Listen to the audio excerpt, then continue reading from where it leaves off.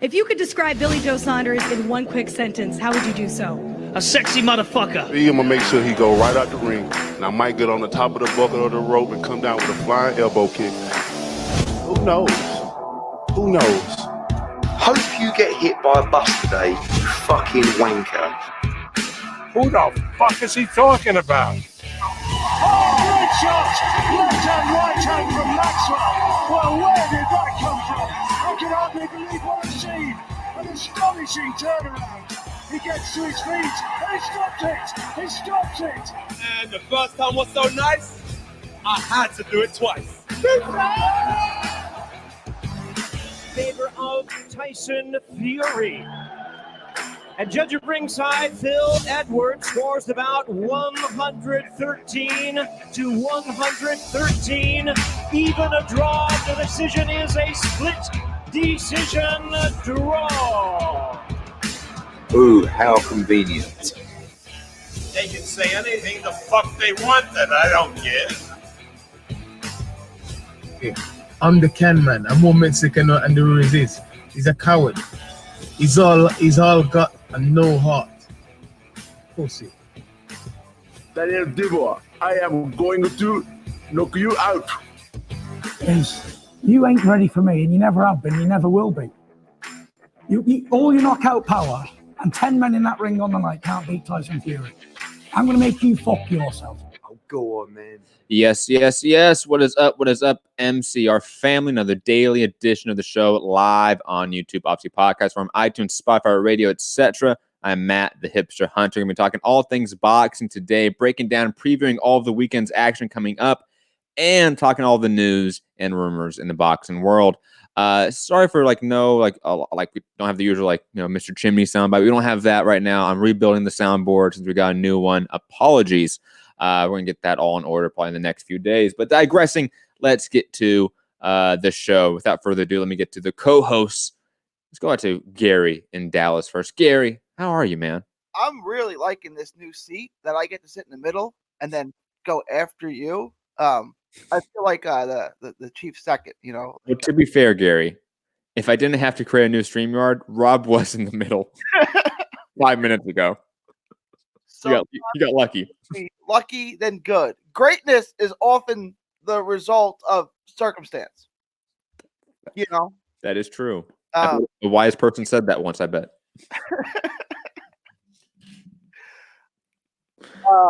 Lots of good news, and I'm excited for this week of boxing. It's the return of Brad Solomon.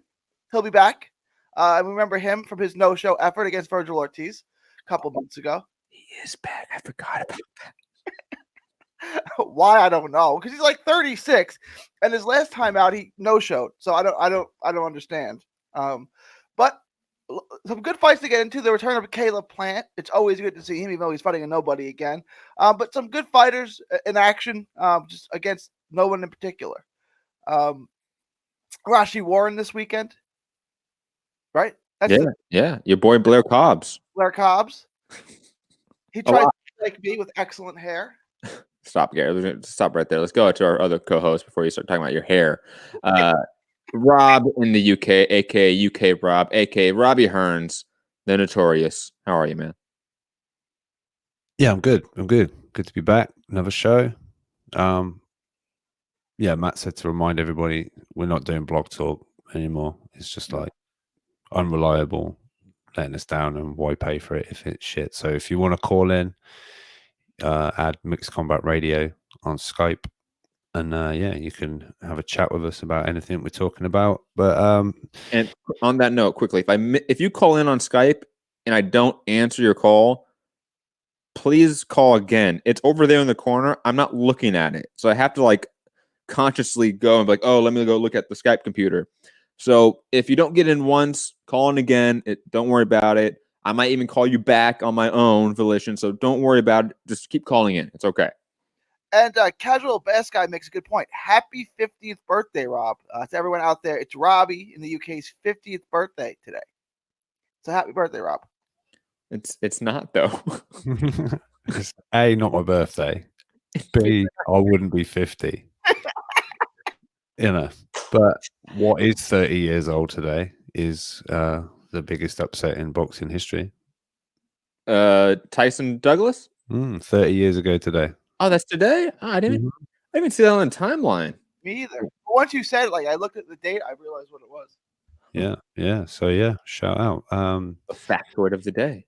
Yeah, factoid. I have got this special box in toilet paper. Upset, Rob. Out Tyson. Huh? Colonies defeating the UK. Say again? Bigger upset. Douglas knocking out Tyson, or the colonies defeating England? I don't even know what the odds were in there. No, we had France come in. Okay, they paid off the judges. It was different back then. Yeah, puckle guns and all that shit. And the French army. No offense, Matt, but come on. The French Navy significantly helped us in that war. You should probably do your research before you keep talking about it. Moving on, let's get to some boxing this weekend. Let's go chronologically with the fights, then we'll get into the news and the rumors of the day. First up on Valentine's Day, right? And on Friday in Honda Center, Anaheim, California, my backyard. And Golden Boy has been not returning my emails or phone calls or text messages when it comes to credentials for this event. Don't know why. Maybe that's due to a lot of our reporting based on Oscar De La Hoya. I don't know. But, I mean, I have, I forget the guy's name, their PR guy. I've texted him, called him. No response. Weird. But digressing, Ryan Garcia fighting some leftovers of other guys. Fonseca.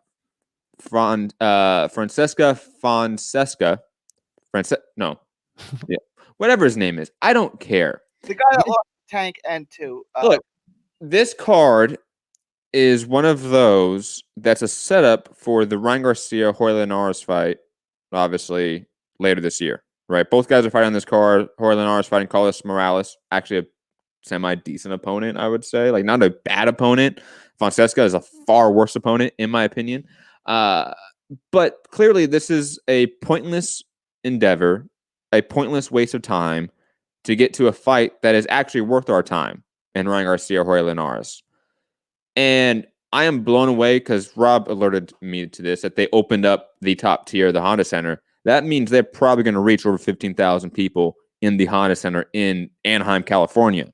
That's a big, big deal. So if they can do this, like if they can put Ryan Garcia even like with cheap tickets in the greater LA area and sell 15,000 seats plus, with this type of opponent, Golden Boy has a star in their hands, at least from a regional perspective. And LA is a giant region to be a star from.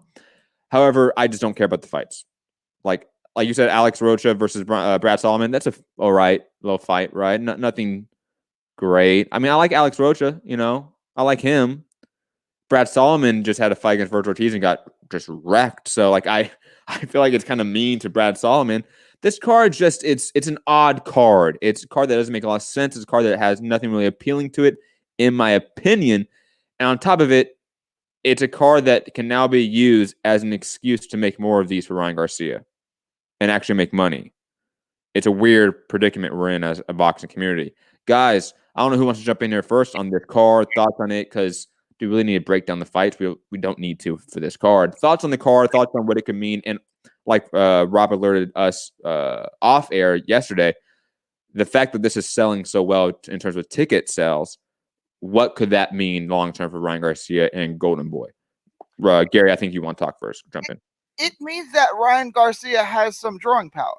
I mean, what does that mean? It means that we can manufacture him into a star of sorts. But it's going to be real tough in that 135-pound division because there's so much talent there. So I don't even know how you go about getting him a belt, right? Obviously, it would have to be when Lomachenko or Teofimo or Devin Haney vacate and leave that division. But like that may not be anytime soon. Because you can't be any of those guys. It's also frustrating as a Tanahara fan, right? Like they're giving Linares to Ryan Garcia. Why are they not giving him the Tanahara? Tanahara could sell out. He could sell 10,000 tickets in San Antonio. But it's San Antonio. It's a boxing town. But Gary, ignore it's a boxing town because I know that what you're trying to say there. But it's LA. What's the population of LA? What's the population of San Antonio? What's the market sort of presence? No, I get it. But in LA, there's competition for your entertainment buck. In San Antonio, there's not. You know what I'm saying? But clearly speaking, they don't have to worry about the competition anymore because he's selling 15,000 tickets against Fonseca.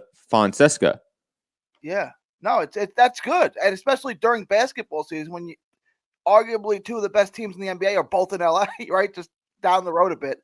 This is lucky because it is in the Honda Center, though. It's it's a good 30, 40-minute drive, maybe an hour drive away from Staples Center in LA. This isn't in LA County. This is in Orange County. Like that. There is a little bit of a benefit to that because baseball. What's baseball doing right now? Not much. Hockey. What's hockey doing right now? Those are the only major sports that it has to compete with in that specific area of the greater LA area. There's not much in that Anaheim area except for Angel games. You go to Ducks games, which at the Honda Center, or concert. There's a lot of concerts in Anaheim, but that's about it. This is a big fight. Not big fight. It's a big name, Ryan Garcia, who is a SoCal name to a degree. He's a Mexican-American name, and they're obviously selling it well. So your argument of why they give it to Ryan Garcia instead of Tanahara makes no sense.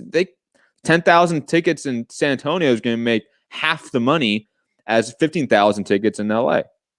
But Tanahara has star ability. Garcia doesn't, right? It's like you can make him an attraction, but it's going to be a lot of work and a lot of creative matchmaking. And they don't do creative matchmaking, as we'll get into with Virgil Ortiz later. Like there's no thought pattern. It's just like, who's a name? Let's use Brad Solomon. Like, you know what I'm saying? It's going to take work to make Ryan Garcia a star. Tanahara's got star ability. That's what I'm saying. What are you saying, Gary? Whoa. No, we're moving on, Gary, because I think you're full of shit right now. You're just being a fanboy. What the hell has just happened? You can't honestly say that Tanahara has star ability and Ryan Garcia doesn't. Ryan Garcia is selling 15,000 tickets in the greater LA area. What the fuck are you talking about? Tanahara has never main evented a card, has never sold over 10,000 tickets or 10,000 tickets ever. And you think he can do that with Linares? Stop, Gary. We're going to move on to Rob and get his opinion about this card. Rob, your thoughts on Ryan Garcia selling well here, what this fight means, if anything. Obviously, the pairing of Linares on the card long-term in the next 6 months. Your thoughts on Linares, Ryan Garcia. Again, thoughts on this card because there's not a lot of substance to this. Rob. First of all, I don't think it's a bad opponent for Ryan. I just had to check. Ryan Garcia is like 200,000 away from 5 million Instagram followers, right? And Tanahara's 600 away from 19,000 Instagram followers. Gary, I don't know what you banged your head today. I swear.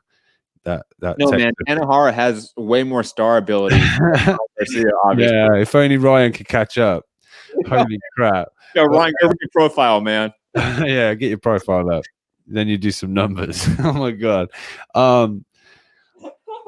Gary, you went way too Texas there, man. Ryan Garcia's headline in ESPN card and did like 550,000 views, man. He's been on a Canelo undercard for fuck's sake. The co-main event. Yeah, my bad. Yeah. But what happens when he gets knocked out all the time, right? It's like you could make him a star, but eventually he's going to start losing, and then it's like, so that's over with. Tanahara is going to stay undefeated. He's going for Wen Hang's record, man. Oh my god.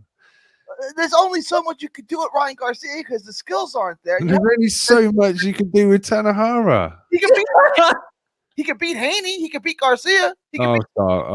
Something's happened. You've had an accident. You've had an accident. I don't know what's going on. This is like, Gary, you listen back to this and then go and find like one of the episodes where Rob went off the rails about Matchroom. It is virtually identical. No, I've never fanboyed that much. I have never done that. Well, you're right. This is pretty historic. This is I haven't compared a legit star to someone who's like got, you know what I mean? Well, Aaron Munoz in the chat at Gary. Do you think Tanahara would be a first ballot Hall of Famer? Obviously. I can't.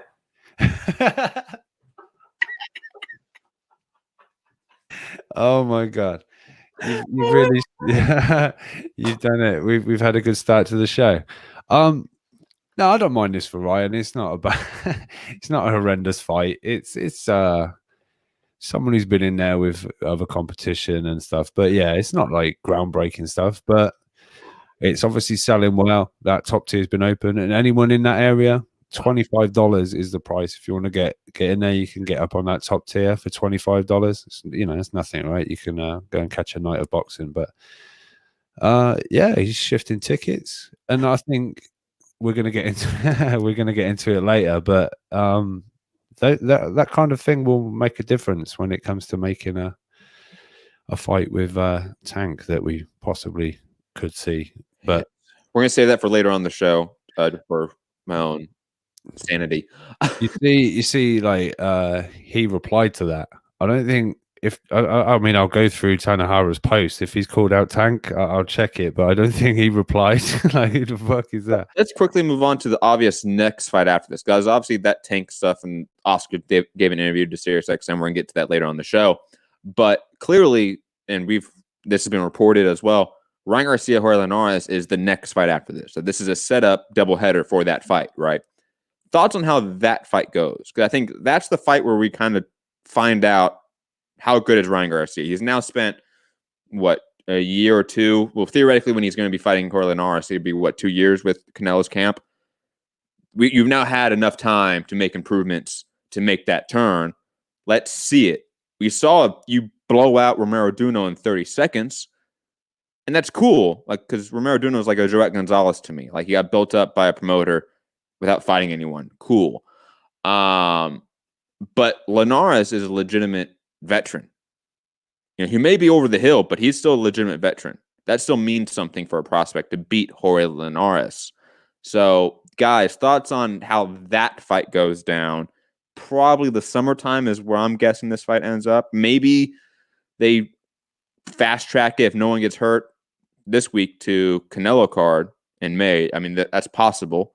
But guys, thoughts on Ryan Garcia Linares being next? Obviously, Gary, jump in, man. Yeah, go Gary. Let me just mute and sit back. It has more to do with Linares than it does with Garcia.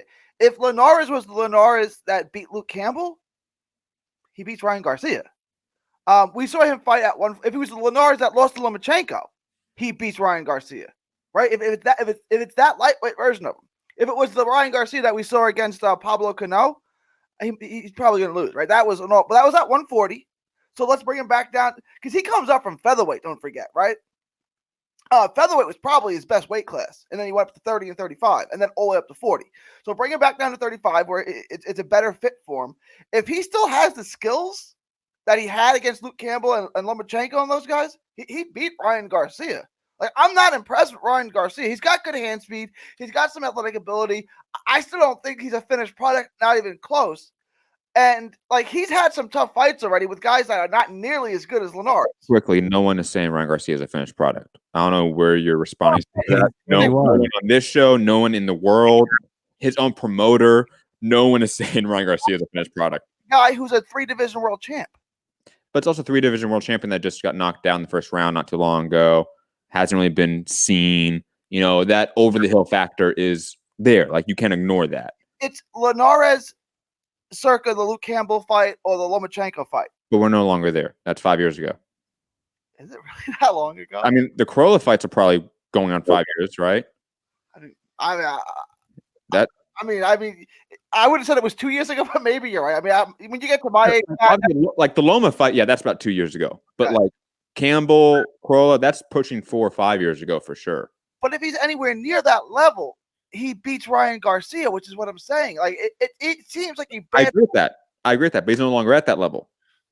Is I think abundantly clear is that Linares is no longer at that level. He moved up to 140, got washed out at 140. Now he's being dropped back down to fight Carlos Morales and be used as a sacrificial lamb to the next Golden Boy fighter. Plus, Linares is what, 37, 38 years old? He's pretty up there in age. Is he that? Yeah. You know, I know he's good looking like me, got that suave looks, but no, the dude's old. Like, I'm sorry. I think this fight depends on how much Linares has left in the tank. It has more to do with Linares than Ryan Garcia. If Linares is close to what he was, he'll win. If he's not, he'll lose. Well, I feel like you're completely ignoring Ryan Garcia's improvement with Eddie Reynoso. No, I'm not. I just think he was really bad, and now he's not really bad. He's just, he's not. I wouldn't say he was really bad. Look at his one win. Velez. Look at his one win, a win that maybe will question how good he was. A fight where he didn't handle the pressure that well, but still won the fight. And he never got hurt, never got dropped. Like you know what I mean? Like I get the criticism of Ryan Garcia because trust me, I've been there. Like I've been one of the ones championing that criticism. Like let's slow down on this guy, but to slow down him so much as a fan or a pundit and then go, well, he's now a non-commodity. I feel like is also too far. It's too far in the other direction. No, I just think Linares is way too much of a step up way too quickly from Dano and the guys he's been fighting. Like he wrecks. If he's anywhere close, if Linares is anywhere close to where he was, he wrecks guys like Jason Velez. It's not even close, right? Does he? Linares got cut a lot, right? And then that was his problem. But his skills, his hand speed, his power, his accuracy, like Linares was. Look, Linares is good. Like you know this, Gary. Like back in the Name Redacted days, Rob, you know this. I was a big Linares supporter, but he's also a guy that we have to be realistic about where he was at back then, where he's at now. I just don't know if Ryan Garcia beating Jorge Linares in 2020 is as much of a shock. But Rob, let's have you jump in here and give your thoughts on this because it's been me and Gary debating here for a second. Ryan Garcia, Jorge Linares, thoughts on what that fight looks like? How does it look? Is Ryan Garcia ready for that step up, theoretically? I think that's matched him up pretty tough, but I wouldn't be surprised if he did beat Linares, but I'd be equally unsurprised or less surprised if Linares schooled the youngster and get back in your place. You ain't no Tanahara, let me tell you. But it's one of those that if Ryan pulls it off, that is a big name that I know people will then come out and say, oh, Linares was completely washed and blah, blah, blah. I don't think that he's completely washed. He got fucked up by, what was his name? 140. Trying to remember. Pablo. Yeah, Pablo Cano, like completely ironed, like caught cold, whatever. Like, but I think it would still be a very, very good name on who would have the better name on their record, Tank or Ryan Garcia at that point, if he was to beat Linares. Oh, right, that's a comparable name to Gamboa. Yeah, I would probably lean. Gamboa's the better name. I would lean slightly in that favor. Yeah, he has better wins, better amateur career, definitely. And the question of like both of them being over the hill is kind of it washed each other out because they're both past their prime, Gamboa and Linares. You know what I mean? Like it's not like one of them is still competitive in the top 5 and one of them isn't. No, they're both not competitive in the top 5 anymore. They can maybe be borderline top 15 veterans and gatekeepers, but that's kind of their placement in their respective divisions right now.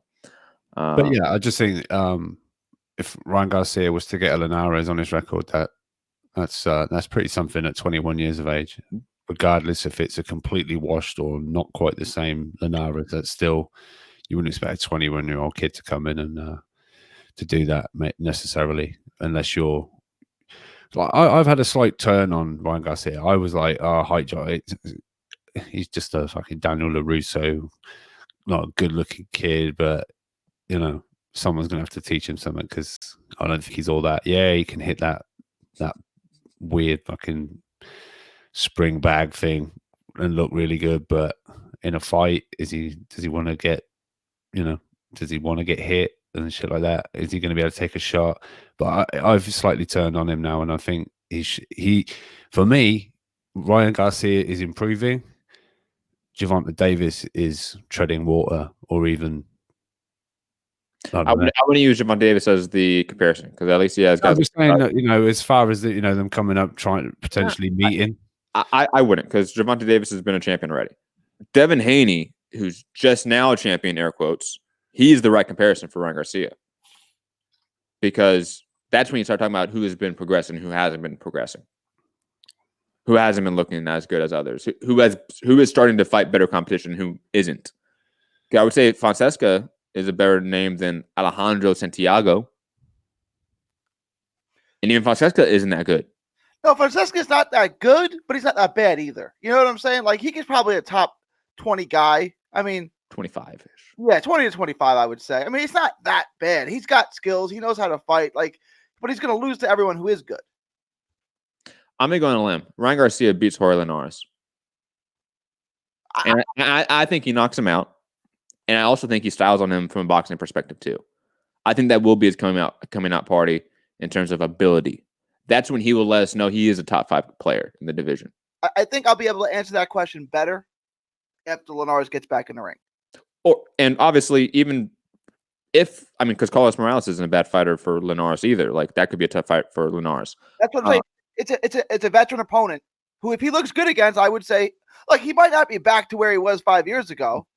But if he's close to that, I think he beats Ryan Garcia. So we'll see how close, how much there's left. And I think Morales is a good opponent to gauge that off of. Yeah. I like the Linares-Morales fight more than the Garcia-Fonseca fight, I'll be quite honest. Also, like we were talking about briefly, Alex Rocha versus Brad Solomon on the card. Blair Cobb versus Samuel Cote. I'm not even going to try to pronounce that last name. And I don't know anyone else on this card. Oh. Could someone knock out Blair Cobbs? Oh my god! Is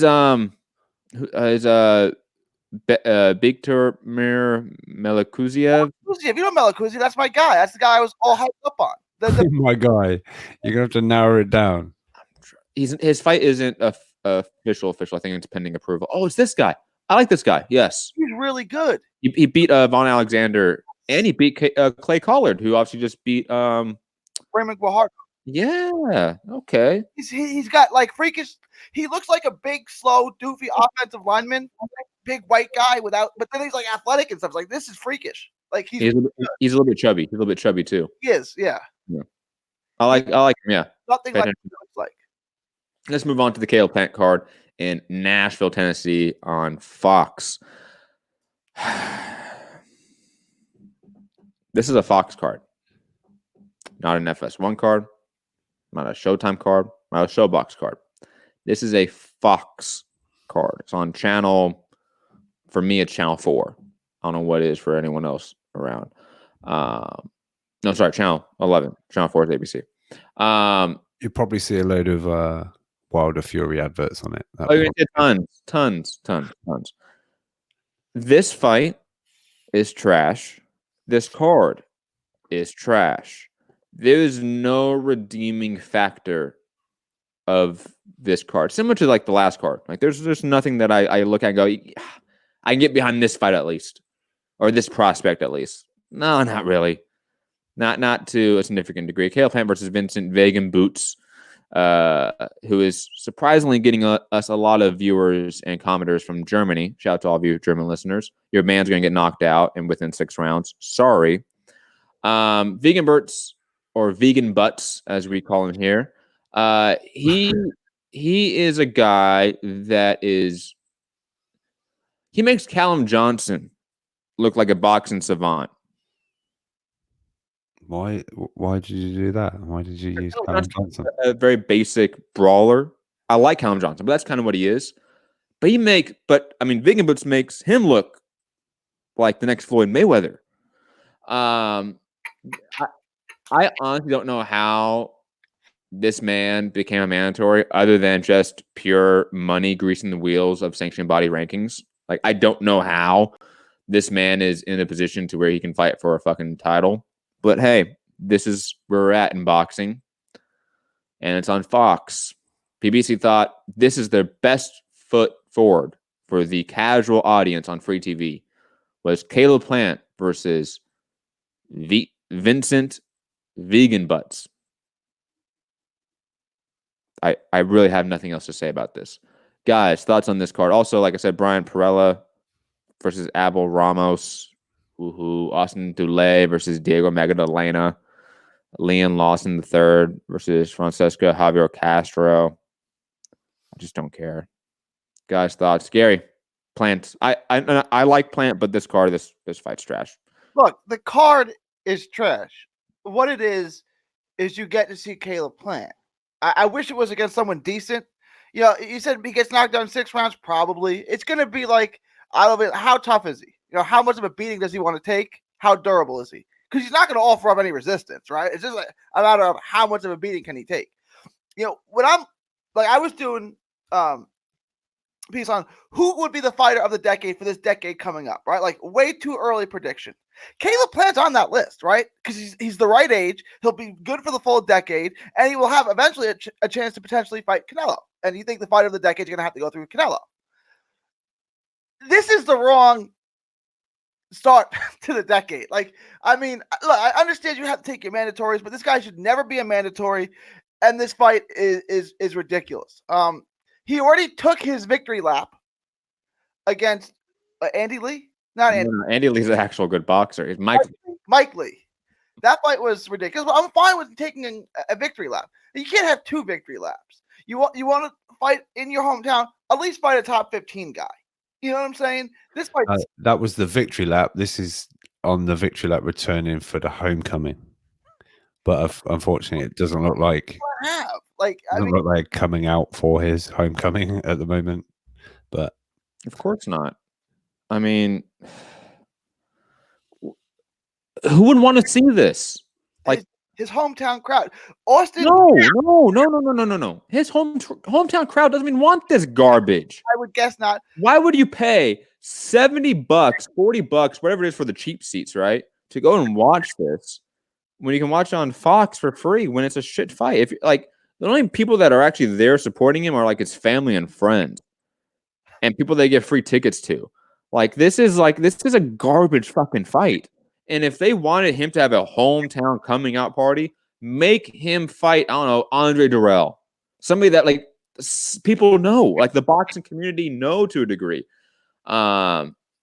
It's useless. This is a useless fight. Useless.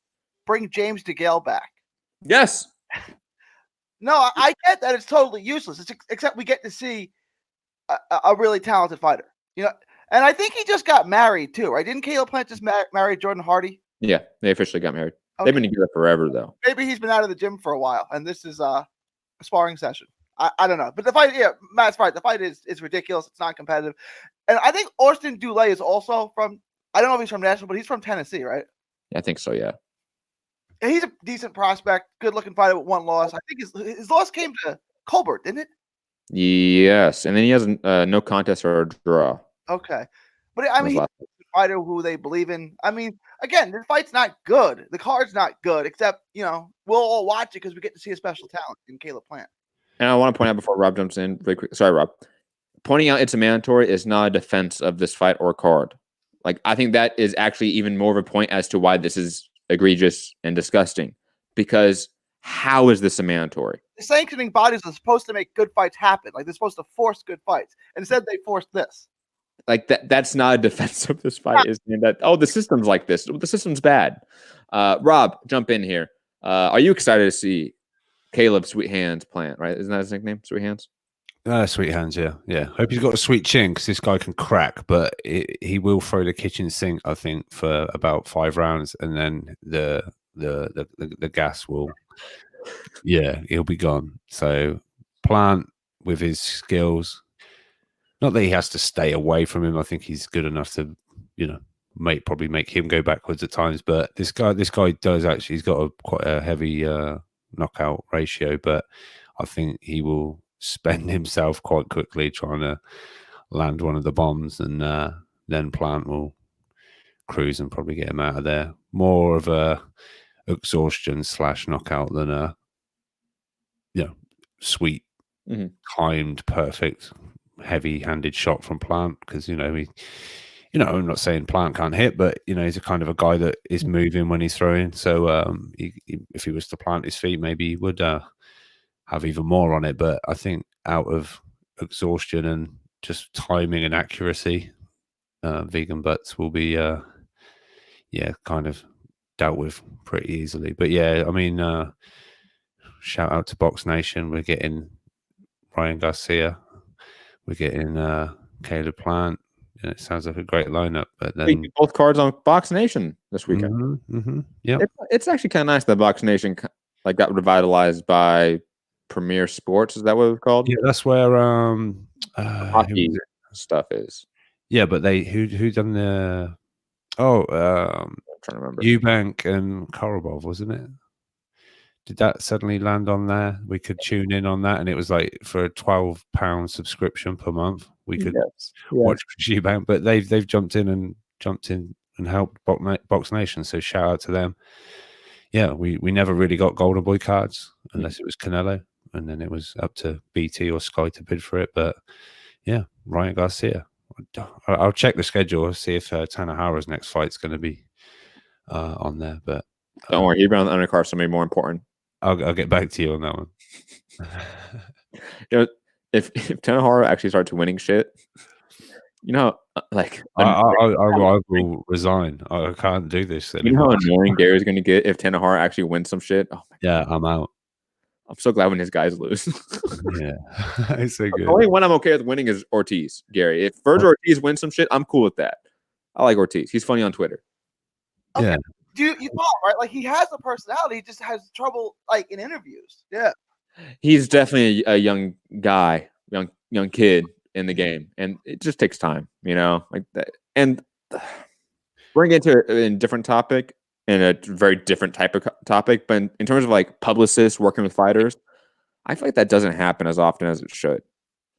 To be honest, I feel like it's so rare for a fighter to actually sit down with a PR rep, publicist, and like work on their brand and work on how they present themselves to the public, because that matters. Like, I'm not saying to be fake, but you have to think about how you present yourself to the public to become a star and to get the major sponsorships and all that stuff. And again, we can get to that within the later topic.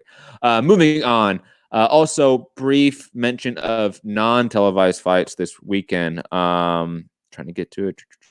I believe it was Elwin Soto who's fighting this weekend in Mexico. Sho Kimura fighting in the Philippines this weekend as well. Both fights non-televised, but Sho Kimura and Elwin Soto, both really fun, exciting fighters in the low weight classes. If you can find a video of that on AsianBoxing.com or something like that, go for it. Let's get to the news of the day. And I should have got up the screen share as we were talking about the fights. Hold on one second. Rob, talk for a second. You're not talking. You're muted. You're muted. It's okay. Oh, you got it now. Okay. That was the funniest joke I ever told, by the way. Oh my God. Oh, good one, Rob. Mike Coppinger saying sources: Vasily Lomachenko and Teofimo Lopez lightweight title unification fight is targeted for May 30th, though date has been finalized. Bout likely to land on ESPN pay-per-view rather than linear or ESPN Plus. Loma has never headlined on pay-per-view in the US, but this is his biggest fight yet. Guys, thoughts on this? Thoughts on Loma Lopez being pay-per-view? Thoughts on how successful this could be? Should this fight be pay-per-view? Just thoughts on this all. I don't know who wants to jump in here first. It's a big fight for the people that care, but I don't think there's going to be a whole bunch of people that really care for this to buy it on pay-per-view. I don't know. I know these guys have got to make the money and probably demanding certain amounts of money, but I don't think they're going to recoup too much on a pay-per-view front. It's, yeah, I don't know. Like it kind of like when we've seen some of the fights we've seen that have managed to hit pay-per-view over there, then this is completely worthy. It's very exciting young contender / champion now, obviously, but still early days in his career against one of the pound for pound, some people's number ones, whatever. But the Matrix, Lomachenko, it's crazy. But when you actually look at it, this isn't. I don't think America is particularly interested in a lot of the lower weight classes. I know perhaps people in this listening on the show are, but in the wider grand scheme of things, when you're thinking of a pay-per-view, I can't see casuals checking in for this one too much. Gary, thoughts on Loma Lopez pay-per-view May 30th? This is the worst fight to ever hide on pay-per-view. This has the potential to not just be a great fight, like an all-time great fight, but it also has the potential to be this amazing changing of the guard and birth of a new superstar in boxing. I said if Teofimo wins this fight, and I'm probably not going to pick Teofimo. Right? I'm still going to pick Lomachenko, right? But we'll get to that when we get to that. If Teofimo wins this, he's a pound for pound great right now. Like he's a pound for pound right now. He just beat Lomachenko in his prime. Like, that's amazing for a 22, 23? That, you know what I'm saying? That is great. It's not exactly like if Canelo beat Floyd, because Floyd's way better than Loma, but it's that kind of analogy. It's like, are you kidding me? This kid, this young, beat that guy? Like this, and then Teofimo has a catchy name. He's got a catchy personality. He likes to do interviews. He's a good speaker. He's a good interview. He's an interesting guy. He has everything you want to be a star. And then you just like Tanahara. Exactly like Tanahara with knockout power, right? Like he's got the Fortnite dances. He wears the jersey of the Heisman. Like this kid is a star. Like there's everything about this kid. He's going to be a star. And then he's from New York, the biggest market in the country. This kid can be boxing's next superstar.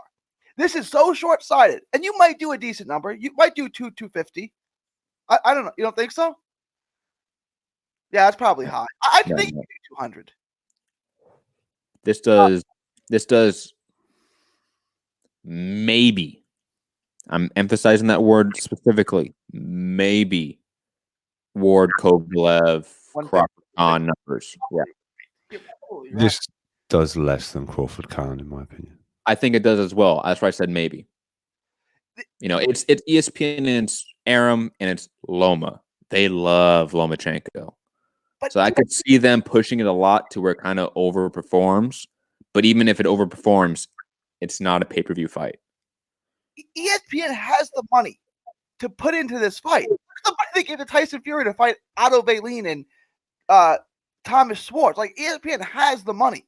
Like they can build a star in Teofimo Lopez that will pay with dividends for 15 years to come. He's so young. Like invest in it now. Put it in front of as many people as possible. And like that's a kid that can pay off in the long term. But this is what we're talking about, the short-sightedness of boxing. All they care is about trying to maximize this one fight. And like you're gonna miss out on putting a star with star-making ability in front of everyone. This is the worst fight to put on pay-per-view. The worst. I agree with you, Gary, almost entirely. Plus just to add, more context. So obviously, the asking price for this type of fight in the now market, that the new market paradigm we have is that I bet Top Rank was in a way forced to make this pay-per-view, similar to a lot of Earl Spence fights for PBC, etc. It's a way to break even on that exorbitant cost of fighter pay now, and like you said, Gary, you would just wish that ESPN took this as a loss leader and put this on regular ESPN linear TV, and you truly make this a star-making performance or night for either gentleman, for Loma or for Teofimo Lopez. But there's no foresight. There's no wish to do that. I think the network's not thinking of boxing in that perspective, to be quite honest. And also, I don't think Bob Arum or Top Rank is thinking in that way at all. I just think that it is so apparent that, like you said, there's no foresight. There's no long-term thinking here about if we have Lopez beat Lomachenko on regular ESPN where it does. I mean, let's theorize here, Gary. If that fight's on regular ESPN, prime time, has a great lead-in, what does it do? 5 million viewers? I thought that was going to be aggressive. You're going to mock me. I was going to say at least 3. Right? It could do a lot. Like it really could. They could hype it, and you could put a highlight package together. Everyone Not everyone, but the boxing public knows Lomachenko from the Rigondeaux fight and other fights. Like, they know who he is. You can build this kid. You can put him on First Take, put him with Max and Steven, let him shine. You can put this in front of a lot of people.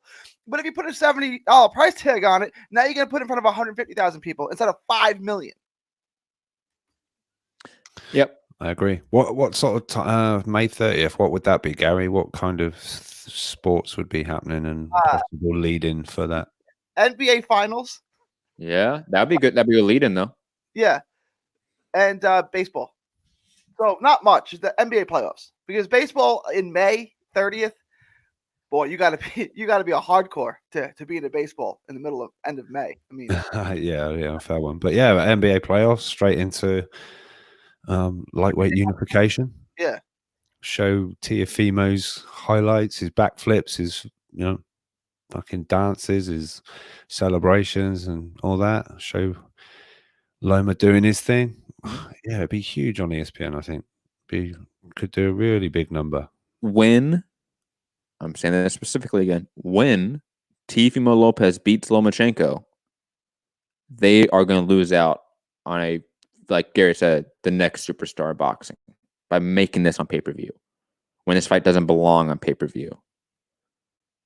It just doesn't make a lot of sense. And speaking of pay-per-view, Terrence Crawford's Bomac with Sean Nam over at Boxing Junkie. His next fight most likely will be pay-per-view. Opponent yet to be determined. They're still looking at Errol Spence, but there's no way they're going to fight Errol Spence May or June. So guys, thoughts on ESPN making Loma and Crawford both fight on pay-per-view, probably in the same quarter of each other, maybe within the same month of each other even. And yeah, just thoughts on that. Thoughts on Top Rank's thinking and promotion there. They've gone crazy. Gary, we have a podcast too. You have to speak. Yeah, speechless Gary. Okay. Enjoy, everybody. Smash that thumbs up if you enjoyed Gary's silence. If it's Crawford versus Spence, Crawford versus Porter, Crawford versus Thurman, or Crawford versus Pacquiao, fine. Danny. Include Danny with that. Crawford versus Danny, fine. Crawford versus anybody else, no good. Unacceptable. I'll throw in Mikey. McGregor. I'll only throw in Mikey for name's sake, but I don't want to pay for that either because we know how it ends. But no, but in the cage first. In the octagon first. That would be good. Stop bringing up the McGregor fight stuff. I mean, who's going to be Clazo? Maybe Logan Paul? No, Clazo just lost to Apikadorov, man. Apikadorov is fighting Lipinets for an eliminator. Is it going to be Apikadorov? No, because Apikadorov is fighting Lipinets for an eliminator. But don't you think he'd back out of that to fight Crawford? Or no? I think that's fights in like the last stages of negotiation. You're not getting the top 10 guy again, so why am I paying for this? Because we just ran down the top 10 names. Go get Ugas. But you ain't going to do that either. You're going to give me absolute trash. You know it's going to be trash, Matt. And even if it's Ugas, that shit shouldn't be pay-per-view. Like, let's just be 100% honest about that shit. Like the great fight. I reckon Bob's pulled a rabbit out of the hat and he's got PewDiePie. Josh Kelly? Huh? Josh Kelly? No, he's got Avanesian. Okay, you're right. Ray Robinson. Kell Brook. Can Brook come down to 47? If the money's right, Kell Brook seemed like he won the fight, but he was insinuating that Top Rank and Terrence Crawford stopped negotiating with him. Yeah, because the Khan numbers were shite. Yeah. So the shit from our American listeners. But look, they're still going to make him pay-per-view. Like, think about it. They're still going to roll the dice on a tune-up pay-per-view with Crawford, it seems. A tune-up pay-per-view for a guy who fails every time he's on pay-per-view. How is this good business? It's guys for 2 on pay-per-view. Bob's, I'll tell you, those, what did he tell Chris Mannix? Those marijuana candies or something. He's popping those things like actual candies. I don't know what's going on. And plus, he's just looking to sell the company. Let's be fucking honest about this. Yeah. And Hearden is the name which people haters are pushing for Crawford. I don't know what you mean by that. I mean, we've heard about Crawford Van Heerden rumors for fucking years. Like almost every Crawford fight, Van Heerden's a name that's brought up. So that's a great fight, just not on pay-per-view. That's not a great fight. No, I'm joking. I know. I want to make it perfectly clear for the listeners. That's still not a great fight. No. Machine 2. Let's do it. No. He knocked him down, man. He knocked him down. Luckily, I think Bomac ruled out Josecito Lopez, right? And the sad part is that's the best name of all the better ones. That's up there with if you're gonna. Yeah. Right? Like that's better than Van Heerden. It's I'm about to say it's better than Brooke nowadays, but maybe that's a little bit too over the top. Better than a lot of guys. Danny's ranked number 1 by the WBO. Do you think they will try to make a fight with? No, I don't think so either. Do I think Top Rank is going to send an offer to Danny Garcia and Al Heyman? No, I don't. I don't either. I wanted some positivity, though. I try, man. I try to bring positivity into the show every fucking day, man. But I can't with this. I can't with Ray Robinson. Ray Robinson. I mean, I'm okay with that fight on paper, but you add pay-per-view on top of it. Yeah, on paper, just not pay-per-view. I just automatically go, no, that doesn't make sense. No, I know. And I'm okay with it. I'm largely okay with it because you're not working with much. You're not trying to make the best fights, it seems. So I'm going to stop asking to make the best fight. Yeah. Like if you're not going to help yourselves, I'm not going to keep asking you to help yourself. What if it's 154 champ? Well, that's off the table now because Teixeira and Castano are fighting. There's more than one 154 champ. If he wants to go fight Jason Rosario, okay. I'm just trying to fight. Maybe he's going up 2 weight divisions. Wants to fight Jamel? Okay. No. You guys, stop. You're mentioning other sanctioning bodies in the WBO. It's Bob Arum we're talking about. It's going to be Demetrius Andrade. Go up to 160. But Andrade, obviously. Yeah. He could be a mandatory instantly. I don't know. You don't know that he would be mandatory? You just don't. No, I just don't know what it's going to be. It's just not pay-per-view worthy. So, speaking of next fights being questioning or confusing, or what are you going to do? Virgil Ortiz. Stop. It's a good fight, not pay-per-view. I'm okay with that on ESPN, not pay-per-view. That was the next fight for Crawford. Assuming he wins the fight we talk about, which he's fighting nobody, so he will. If they made that June, are you cool with that? Or is it too soon? Crawford versus Virgil Ortiz. If they made that for June. I just said, Gary, I'm fine with that fight if it's on ESPN. ESPN Plus, whatever. You add pay-per-view to it? Nope. Instant no for me. It'd be an instant no from the buying audience, too, for sure. Any Crawford pay-per-view not named Earl Spence is a no, I would argue. Then we'd be going, how many buys does it do? I think in the hundreds, right? It'd be like 600. Whoa, 600,000? No, 600. What if Bernard Hopkins versus Chad Dawson to a pay-per-view? Those were real bad, too. God damn. Those were all pretty bad from what I remember. They didn't do above 200 from what I remember. Roy Jones was notoriously bad on pay-per-view. Like, he can never sell. Moving on, though. Andy Ruiz is out there with a longing photo in the distance, wondering what's going to happen next for him. With the caption, got the news from my manager on my next opponent. Guess who I'm fighting next below? At Fashion Nova for men. Not Fashion Nova. Fashion Nova, sorry. Fashion Nova partner. Look, when I sent that to you, the first comment said, your weight. Yeah, I saw that too. That was pretty good. How to say this? Don't care. Don't care. I don't care about these types of posts. I knew it would be. You know what I mean? Like the post, like, oh, got some news about who I'm fighting. Not going to tell you though. We're going to wait 3 more weeks before we announce anything. And the rest, he's going to fight till June. It's just like, dude, if you're going to make an announcement, make an announcement. An announcement of an announcement is always aggravating. Yeah. It's like, don't tease it. Just tell us. Yeah, I just don't care. Like, if you know, tell us. Fuck it. But who I'm thinking is fighting, it's going to be a tune-up. So don't think anyone really competitive, guys. Is Teddy Came out? on Took the the reins. undercard. Is Teddy? Yeah, is that official? I don't know. They were going to meet, right? They were going to meet, and I think him and Manny Robles have like officially split. Oh yeah, which is yeah, sad. yeah. Manny's out there saying all kinds of shit. But yeah, I think Fight Hub has a good interview with him if you guys want to go check out Manny Robles and what he has to say about his relationship with Andy Ruiz. I think it's Fight Hub with Marcos Villegas. I mean, I don't. It's not gonna be a name. Like, if it's a name, it's gonna be like a Robert Helenius type. I know it's not him because he's fighting. What's his name? Kaunaki. Yes, but it's gonna be somebody of that ilk, in my opinion, at the very best. Right? Like, it's not gonna be anyone that we.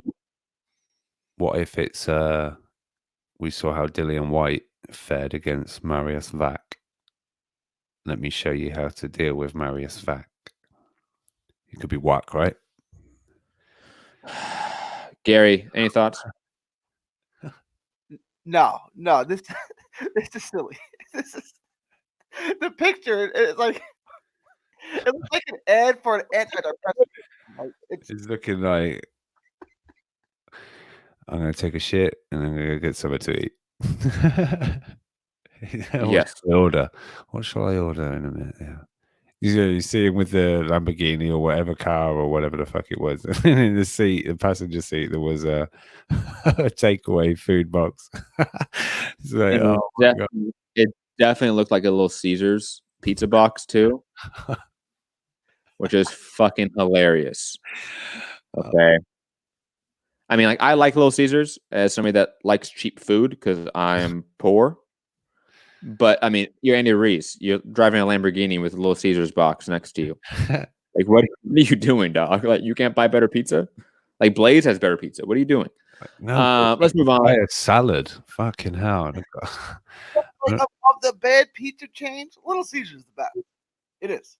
No. Of the bad pizza chains, it's the best of the bad. Yeah, I agree. That's the advert right there. The best of the best. Little Caesars.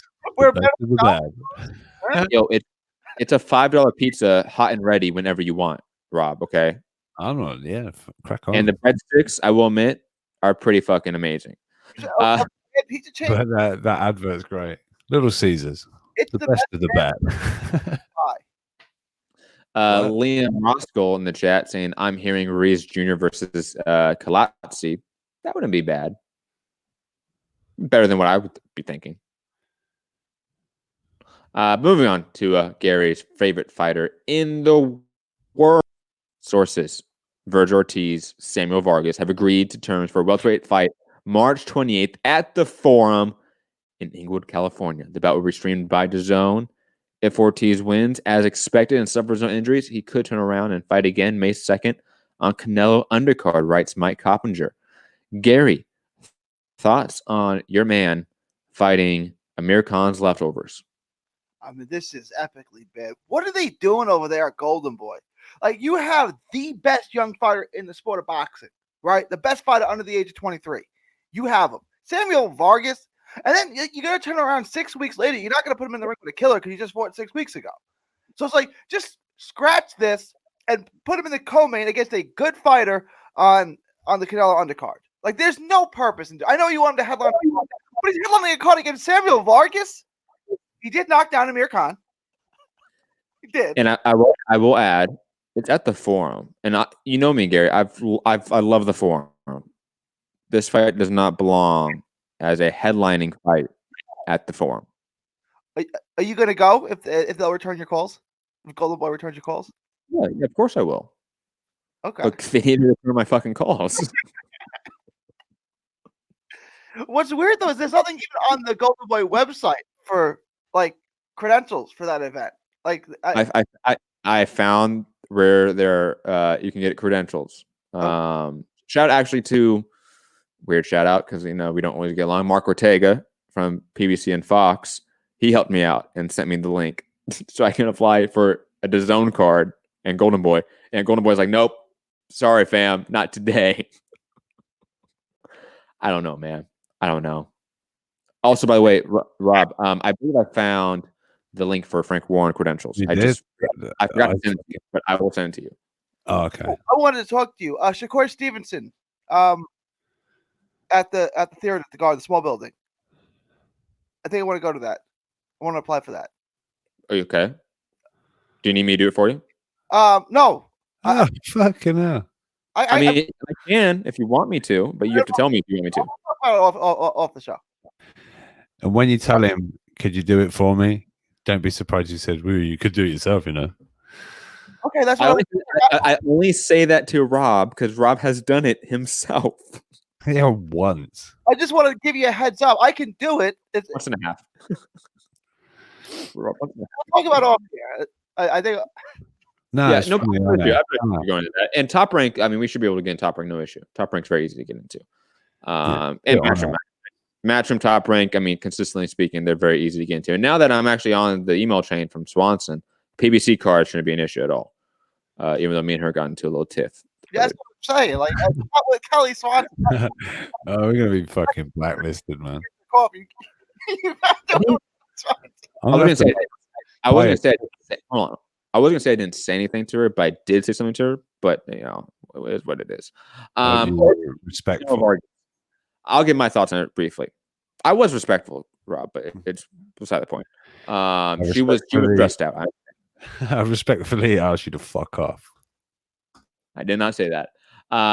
Ortiz Simmer Vargas is a shit fight that makes no sense. It's a sidestep or a backward step, in my opinion. It's ridiculous. Look, it can't be a backward step from Brad Solomon, which was his last fight. Nothing can be a backward step from that. But he's already fought two better fighters than Samuel Vargas in Orozco and Herrera. So what the heck's the purpose of this fight? This is ridiculous. And then you're going to bring him back 6 weeks later.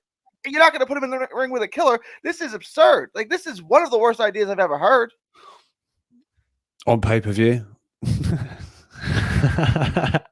No, yeah. It is pretty poor, but yeah, I know. What was I going to say? Yeah, March 28th. That's like a crazy Boxing Day. I think is that Kelly Avanesian, and then this, and then there's another card. I think this is going up against something else, Gary, in America. I don't know. I've got bad vibes for the views on this one for your mans, but I can't remember what the other fight is. Oh wait, it's not that fucking Otto Wallin versus Lucas Brown. Yeah, it is. I mean, that's not. I can't do that. Which Lewis Neary is actually the headliner for, apparently. Against some guy named Armand or something. Giorgio. I forget who Neary's fighting, but he's fighting some guy as the main event on that card. Yeah, Neary's out here saying I knock out everybody from 118 to 122. People have just hammered it like, when are you making 118? Like, fuck out of here. But yeah, March 28th, got some UK action. You got some Texas in a tune-up, and you got Otto Wallin versus Lucas Brown on Showtime. Yeah, busy day. Back-to-back live fight chats. Why not pay Josecito Lopez is from the LA area, right? Yes, he is. Why not get Josecito Lopez? Well, I mean, what has he got? A million other big offers that he can entertain? Get Josecito Lopez for that fight. I mean, Samuel Vargas? Gee whiz. Jeez whiz, as they say, Gary. I agree with you. Let's get to another busy. Hold on, Gary. We gotta move on, Gary. We gotta move on. I know it's Ortiz, but he's fighting Samuel Vargas. I mean, like, how much do you want to talk about that? Let's get to another busy day in combat sports. April 25th is going to be a busy day for us because not only do we have Nao Inoue unifying with Casamora in Vegas, but we're also going to have the U.S. debut of TBE, Wenhang Manolfin, aiming for his 55th win as 55-0 at Fancy Springs. I might actually go to this. I might make the drive because this is Indio, California, Gary. I might make the drive just because it's Wenhang Manolfin. He is a legend. He's going to be a Hall of Famer. He's one of those guys that I can probably only watch once in my lifetime. I might go to this fight. I haven't decided yet.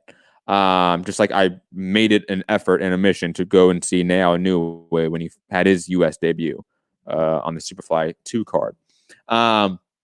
Also, not also, but I think this article is by Jake Donovan, and also pointing out that this is going to be a great day for the hipsters because it is. You have Inoue and Menothin, two of the greatest Asian currently fighting right now on the same day, fighting only mere hours away from each other.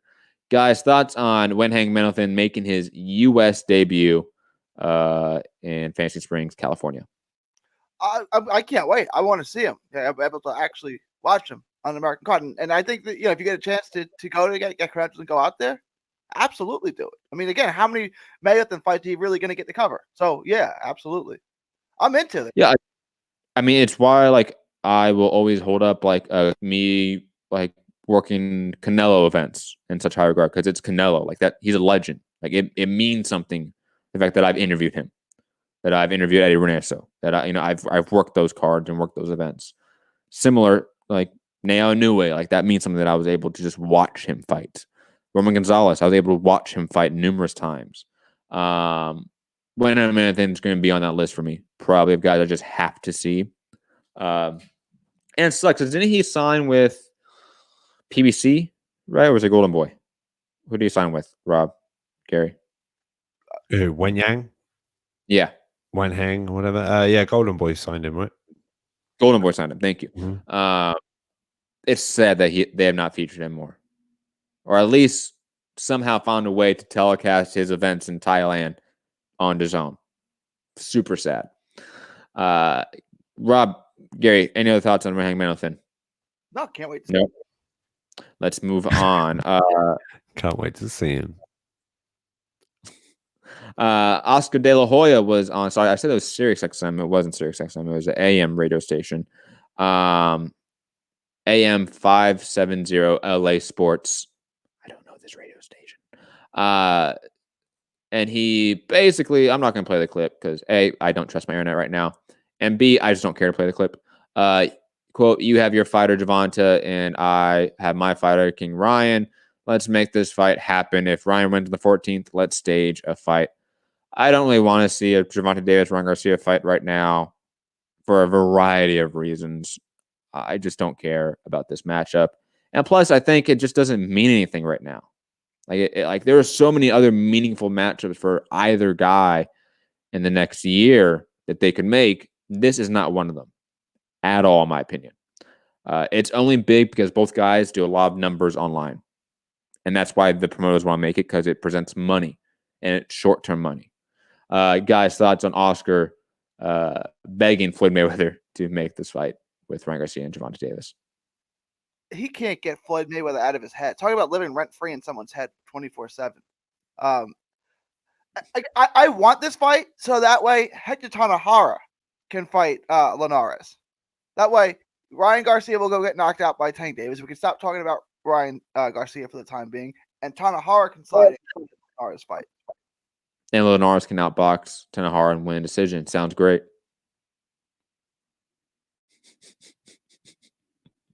Rob, thoughts on Gervonta Davis, Ryan Garcia? Yeah, I don't know how this fight's gonna get made. Like Golden Boy have got their side of the deal to provide for DAZN, and Ryan Garcia is outside of Canelo, that guy. So they're going to send him over to Showtime, and if Gervonta wouldn't come across for 5 million, 6 million, whatever it was, supposedly from Eddie, to come and unify a division with Tevin Farmer, and he wouldn't come that way unless Ryan's got a bout. And I don't know. I can't see this fight happening this year. I don't know. Some people seem quite convinced it's happening, and I don't know. I just don't see how it gets made. I agree. On that radio clip, Oscar's like, because Floyd didn't give me the rematch, so this is our way of it. I'm like, and then he really struggled to remember when Ryan was fighting on Valentine's weekend. I'm like, oh my God. And he said, I need help. Yep.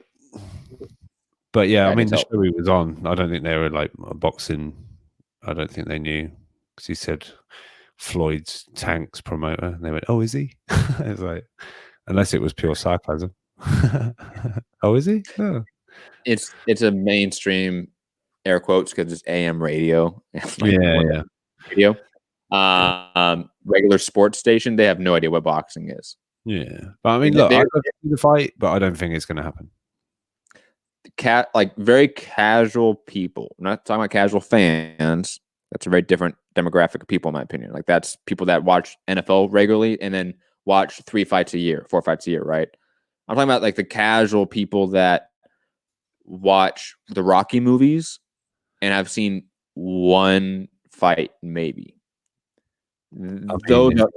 That population is a lot bigger than us, unfortunately. Yeah, but if it was Rocky versus Drago, I don't know why they're not hardcores now. That's true. I mean, if you don't get so patriotic after that speech when he's like, "We can all be together, the Soviet Union, the U.S.," and he ends the Cold War there. Man, I was stood up shouting USA, USA, man. Rocky, yeah, you're British. Rocky won the Cold War. It wasn't Reagan, as history writes. It was Rocky Balboa. And that is why he's in the Boxing Hall of Fame. Also, fun tip there, or fun fact, Ronald Reagan also did not win the Cold War. Moving on, Alejandra Jimenez suspended 90. Oh, no, sorry, I skipped a topic. Hold on. We're gonna get to this topic. Sorry. Jamal Charlo had a homophobic rant against Eddie Hearn, mainly, and Andrade was obviously thrown in there to a slight degree. Look, because people are like adding me on Twitter right now because I've made the obvious statement that it's 2020. People in the public light and just people, period, should not be using homophobic slurs in the year of our Lord 2020. But I'm going to make it again. It's 2020. Like, society no longer allows homophobia in large parts of the world, including the US, the UK, and most of Western civilization. So when you want those big Nike sponsorships, you want those big deals, whatever those deals are, guess what? You can't be going out there saying homophobic slurs. And us as a community should not be accepting of this behavior, because when we accept this behavior on a whole, it becomes the norm. And that's how you get boxing over, and that's part of the reason why we get boxing over the decades-long period of time of boxing going from a mainstream sport to a niche sport. It's things like this being accepted from our athletes. Imagine if Tom Brady went on a rant about another coach and called him a homophobic slur. Imagine that. Imagine how the NFL would respond. Imagine if I don't know, Kyrie Irving, LeBron James. Imagine any of those guys went on a homophobic rant. How would the NBA respond?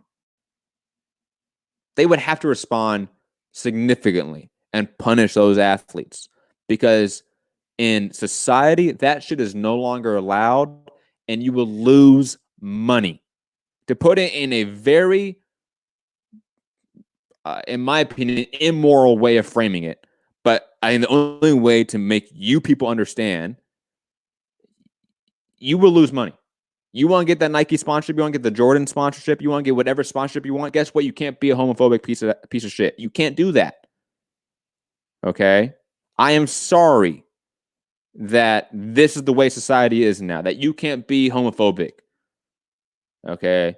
That you can't use the R word. I'm sorry you can't use certain things in society nowadays. Guess what? Get the fuck over it. And for Jamal Charlo, from Mikey Garcia, who we did a video on last week, you guys have to get over this. You guys have to get educated on how you need to behave in society nowadays.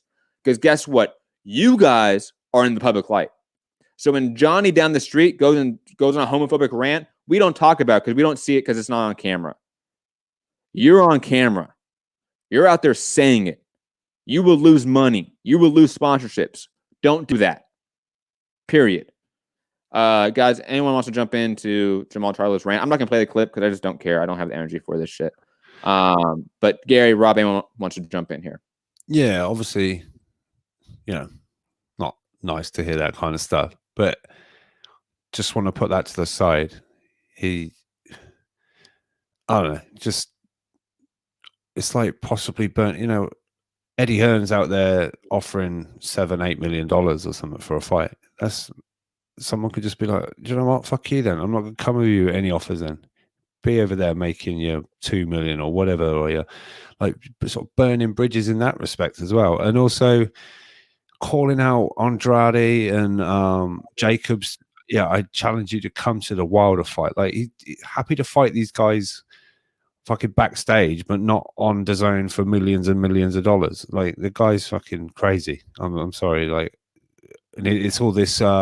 He's gone from I'm a free agent, I'm my own promoter, to call out. It's the guy's fucking bipolar. I'm sorry, I can't deal with the guy. He's just complete and utter lunatic. One thing, Gary? one day, one thing another. This is why you don't do drunken interviews, because there's no filter, right? I mean, I don't think he would. Do you agree that he seemed inebriated in the video? I don't give a shit. No, I agree. It doesn't matter, but this is why you don't do drunk interviews, because he That wouldn't. was live on his Instagram, Gary. That was his own personal live. On his own volition, open his phone, decided to talk to thousands and thousands of people and say, "I'm gonna go on this fucking homophobic rant in 2020." You're a huge athlete on Fox.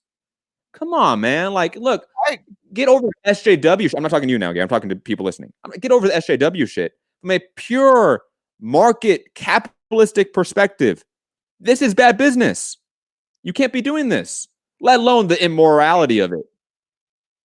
Sorry, Gary, back to you. There's a famous line from Michael Jordan, and they asked Michael Jordan why he never got involved in politics, and he said, because Republicans buy basketball sneakers too. I mean, if you want to make yourself marketable, don't shut out huge portions of the population. You know what I'm saying? Like, again, and it's boxing, so I don't think it's really gonna have a massive effect. You know what I'm saying? Like, that offer is gonna be Gary. That right there is what I have an issue with. Well, it's boxing, so who cares? I mean, but that's such a backwards way of logically dealing with these types of issues. That is such a defeatist mentality to have as a community. To go, oh well, it's just boxing. Oh, we're all piece of shits. We're just going to be here in the mud, calling each other homophobic slurs, racial slurs, and all this bullshit. And we're boxing. We're not going to get the big sponsors. We're not going to get the big airtime on TV. We're never going to be pushed like mainstream sports again. But you know what? Who cares? We're boxing. Fuck, get over that, boxing fans. You guys want to be idiots? You guys want to be Neanderthals of the sporting community? You guys like having boxing be a niche sport? Really? You guys really like that? I don't. I'd rather have boxing progress to be better than what it is today. I want boxing tomorrow to be better than it is today, and the next day to be better than what it was yesterday. I want that to always be the way it is. And for this defeatist mentality of, oh, who cares? It's boxing. Like, that is such a backwards way of thinking about issues. Like, oh, who cares about society? It is what it is. Who cares about racism? It is about society. Who cares about homophobia? It's in society. No, that's a defeatist mentality. You guys want things to be shitty all the time? Cool, I guess. That's your prerogative. But that's not my prerogative. I don't want things to be shitty all the time. I'd rather our sport not be a niche sport long term. No. I think that'd be better for all of us involved. I agree with everything Matt just said. I do. I mean, that's right. I mean, you do these things, you stay in the niche. It is what it is. And I think a lot of the promoters and the insiders want it that way. That way they can. We're talking about getting away with murder. As long as there's not that many eyes on it, we can get away with whatever we want, like the mafia. Yes, I forget what show you brought that up, Gary, but that was like a light bulb of like, of course. I mean, I kind of knew that, and I've probably have talked about that before on shows, but like the way you phrased it was perfect. It was like, of course, promoters want. There's a reason why you have corporate media heads tell you, hey, fans, stop bitching about matchups. Like, this is boxing, like there's a reason why the establishment corporate heads of this industry want the sport to be the same because it benefits them. It doesn't benefit you, the consumer, and it for sure as hell does not benefit the large percentage of fighters. It just doesn't. Moving on though, because I just don't want to rant about this for any longer. I don't think you guys want to rant about this. Rant about Texas Commission giving Alejandra Jimenez a 90-day suspension and overturning her win, I think, to a no decision is what it was officially been deemed now. Thoughts on this suspension or lack thereof, guys?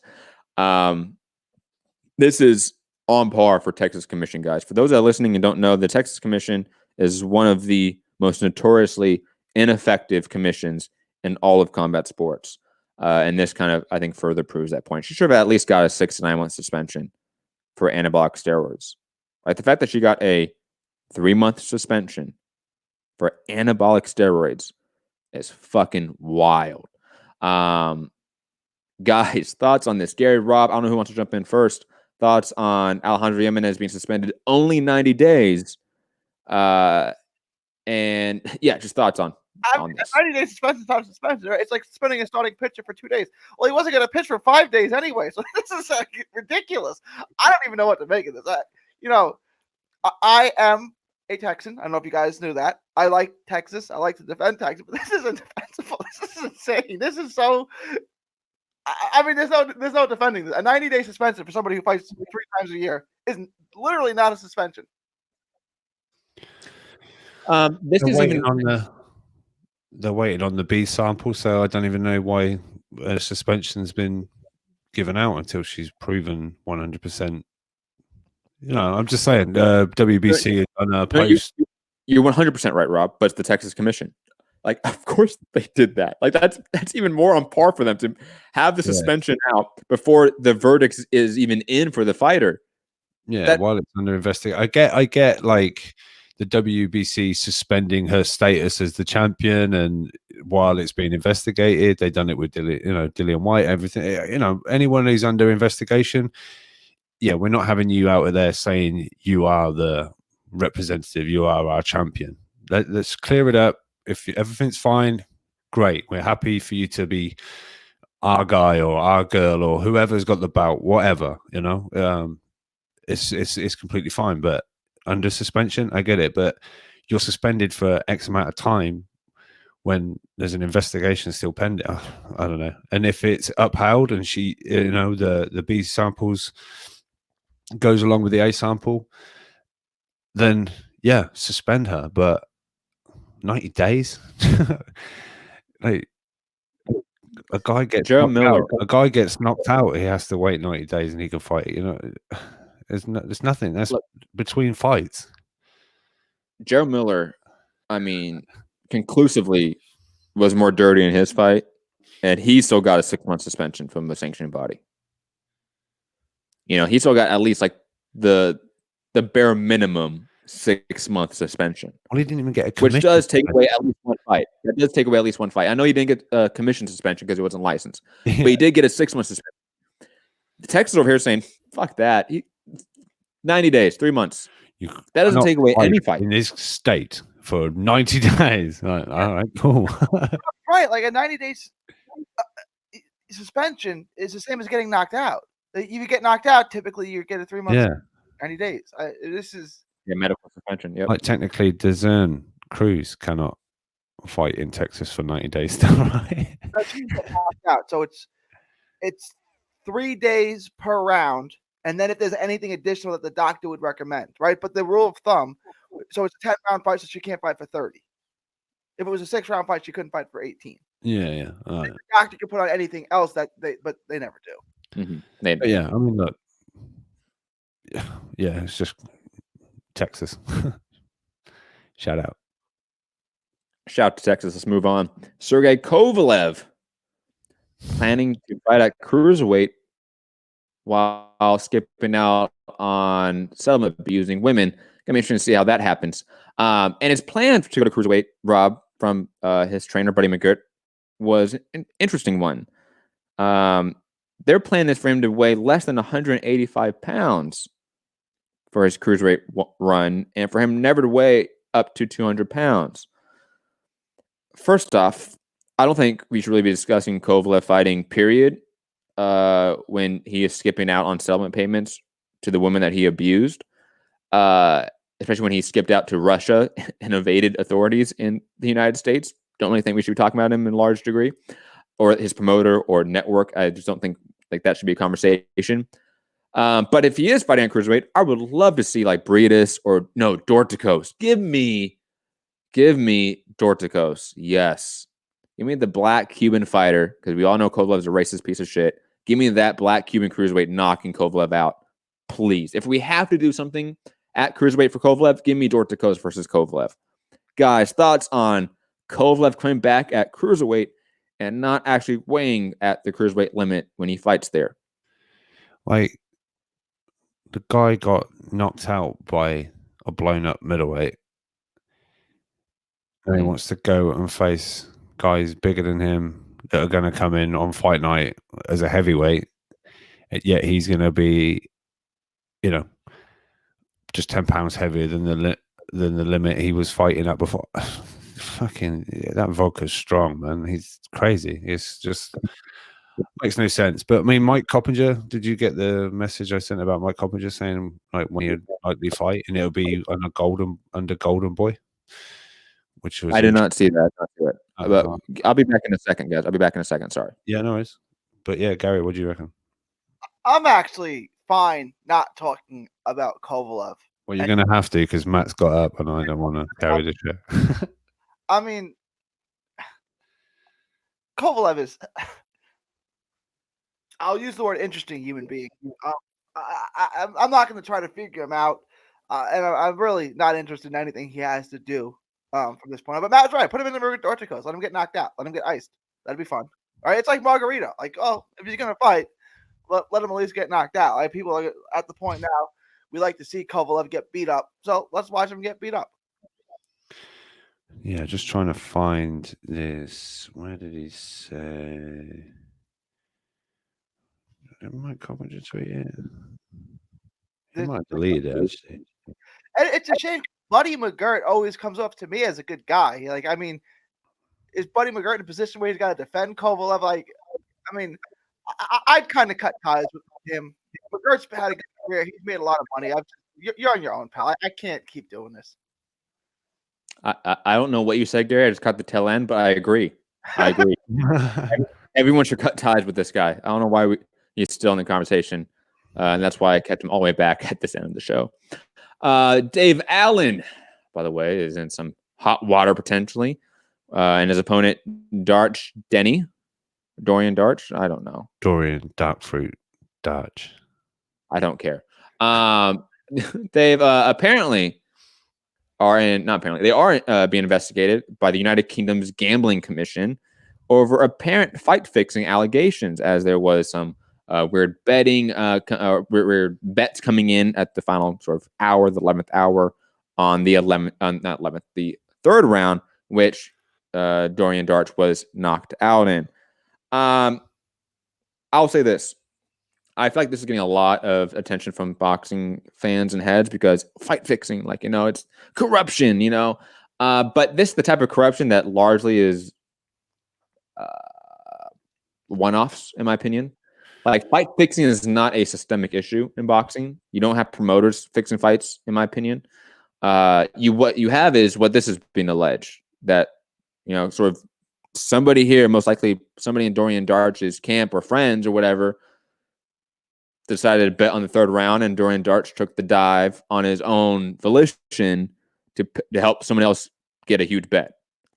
That happens, I'm not going to say quite often, but that happens at least once a year, I want to say. We get some sort of case like that. The UFC had a case like that last year. I want to say in China or the Philippines, they had a card, and a undercard fight got investigated by the local authorities due to that sort of same allegation. Both guys had a buddy that bet on the fight late, and they figured it out through the paper trail and blah, blah, blah, blah. But digressing, I think boxing fans as a whole are better spent talking about how to fix our sanctioning bodies, how to fix our commissions, how to fix the regulatory side, more than just these one-off investigations about a B-side taking a dive, allegedly, to get a huge payment. Guys, thoughts on the Dave Allen, Dorian Darch fight fixing investigation? I don't want to talk about it, right? Because like I said, in the NBA, there was a referee who got busted betting on games that he officiated and then admitted to a court and went to jail that he took money to throw games from the mafia. He was in debt with the mob money, and he threw games. He actually did that, admitted to it, and went to jail and wrote a book about how he did it. Okay, and that every time we watch a basketball game, we say that's fixed, that's fixed, that's fixed. When there's an actual referee who actually went to jail for fixing games. So like when we do this, I don't want to talk about it, right? Like I don't know what happened. I don't have a smoking gun sitting around that says this guy took a dive. And quickly, Gary, for that comparison that you just brought up, because I remember that case. It's quite a funny case. If anyone wants to go look at it, I forget the ref's name, but go look up the case. Type in NBA ref fixing games, and it will come up. I guarantee you, it'll be one of the first things. What was that? His name is Tim Donaghy. Is the name of the referee that went to jail. Thank you. That issue is not like you said. Now, after that event, everyone looks at wrong calls and they made and says, "Oh, refs fixing the game. We know this happens," and it's usually put on the NBA's fault. Like people will blame Adam Silver, the commissioner, for fixing things when that case was proven the mob was the one paying off games. It wasn't like the commission came in and wanted to fix games to have the Celtics and Lakers play in the finals all the time. Like that's not what happened, but people think that's what happens now. Similar in boxing, when you get these cases happen, then people think everyone pays off everyone and it's all corrupt and it's all fixed. And you sort of get this, I don't know, like these brainworm people thoughts that think, oh, everything is a conspiracy now, when I think that's going far too across the line when it comes to this conversation, similar to the NBA conversation. Am I wrong in that? That's like to these things attention. It's because it's like what you do now. You're saying this is what happens in boxing. This is not what happens. If it happened, it's a one-off thing that two fighters made an agreement to, and if they're caught like the Chicago White Sox, the Black Sox team, then deal with them. But this is not what happens typically in our sport. It's not. I don't know. I'm sort of I understand looking into it because of the betting patterns, but I don't necessarily think both, if any, fighters are in on some kind of fix. But I don't know. Yeah, I understand the whole looking into it because of the betting patterns, and there's a significant amount of money went on the certain round. But I don't know. I'm not sure. I don't know. I just feel like if anything, I don't want to say a certain fighter's name and say like this guy definitely fixed the fight, but I don't know. I think it'd be one half of the fight, maybe more than both of them in on it, personally. But usually speaking, it does happen when both fighters do agree, because it's hard to take a dive when you're the only one taking the dive. You know what I mean? Like if the other guy is actually trying to take your head off, and you're under the pretext of, oh, I'm going to take a dive, I'm not going to last the full 12 or full 10, you can end up getting hurt that way. That's why usually it does happen where it's a coordinated effort by two fighters in a very singular case. But digressing, you guys have any more thoughts on this topic? No. All right, last topic of the day, and then we're going to head out of here, guys. Let me get to it. Announced via Talk Sports, Michael Benson, Daniel Dubois has signed a 5-year extension to his promotional contract with Frank Warren. Warren said, quote, "I'm delighted. It will see us looking after his interests for most of the rest of this day. I believe he will be our next world heavyweight champion." Guys, thoughts on Frank Warren tying up Daniel Dubois for the next 5 years under Queensberry Promotions? Is that a good thing for Frank Warren? Is it a good thing for Daniel Dubois? Thoughts, Rob? I want your thoughts on this first, obviously, since this is your market. What do you think about Dubois being locked up for the next 5 years with Frank Warren? Locked up? That means put in jail over here. I don't know, but he can't go to another promoter now. Yeah. I mean, great for Frank Warren. He's got the services of the next, possible big thing in the heavyweight division. Who knows? a lot of people think future world champion without a shadow of a doubt. And Frank Warren has tied him in 5 years, but what fighter is signing a 5-year contract? That's crazy to me. I'm not saying Dubois has done the wrong thing, but I don't know. You want some, yeah, but I don't think fucking Dubois is getting $365 million.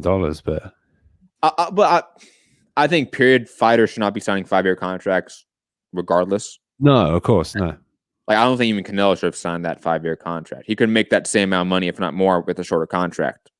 You know what I mean? Like he kind of gave DAZN a lot of power, having 5 years of his career locked in on one network. I don't think they've got much power at the moment when they're just crying out for Canelo Triple G3. But I know what you mean. I know what you mean. But yeah, that lengthy contract, I don't know. That seems wild to me to have put pen to paper for 5 years of your life to one guy. It only take something happening after Dubois Joyce. I'm sorry, you got 4 years, 364 days left of this motherfucker. You know what I mean? Like, damn. It's crazy. I don't know. But good luck to him. Hopefully he's made a lot of money out of it. How old is he again? 22. So even with this deal, he's still going to be in his 20s when it's over. That's crazy. Entering his prime at 27 when the deal's over. Crazy. He could theoretically take these 5 years, clean up like the regional scene in the UK, have all this leverage, and then leave Frank Warren in his prime and go over to Sky. I mean, he could do a lot in theory. Yeah. But part of me, because of how Frank, despite promoting both guys in this upcoming, all British clash pay-per-view, young prospects going at it, Joyce Dubois, Frank Warren has very clearly shown who he wants to win this fight. And it would be quite something if Joe Joyce was to knock out the young project, the young up and coming, and yeah, you can stick your 5 years, Frank. Cheers. Well, let's get Gary before we jump in. Like Queensberry Promotions, I was looking at their financial statements. Their liabilities right now, like 4.7 million pounds. Sorry, no, their assets. Sorry, their assets are at 4.7 million pounds. Their liabilities are at like 10 point something million pounds. They're not doing well as a company. They haven't been doing well as a company for a while now. Quickly go on there. Get their page up and look at like the news section. They happily put out that this is our figures, this is our profit, this is our that. But there isn't none of the stuff that came up. They lost money this year. They lost money last. They lost money the year before. They owe more money than they have.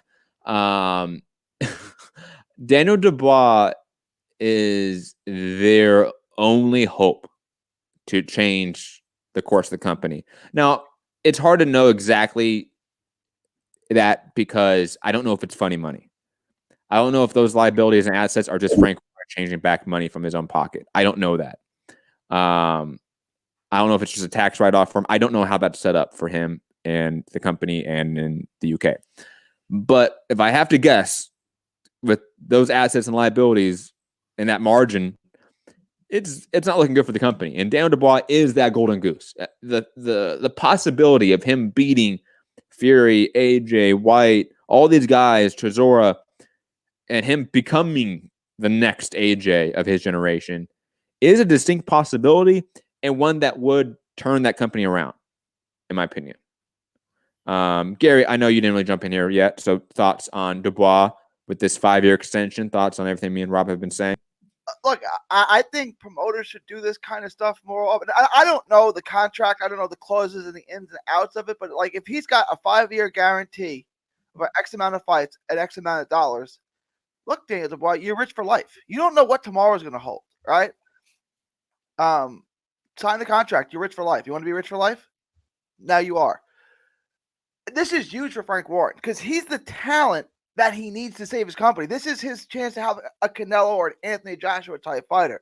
This is a prodigy who's 22 and can run the heavyweight division for 15 years to come at this age, right? Like, this is huge for him. I only have him for 5, but like, do right by him, get him the big fights, get him world titles, get him paid, and I would imagine he like Canelo stay with Oscar even though they can't stand each other. You got me paid, I'll stay with him because he's gotten me this rich.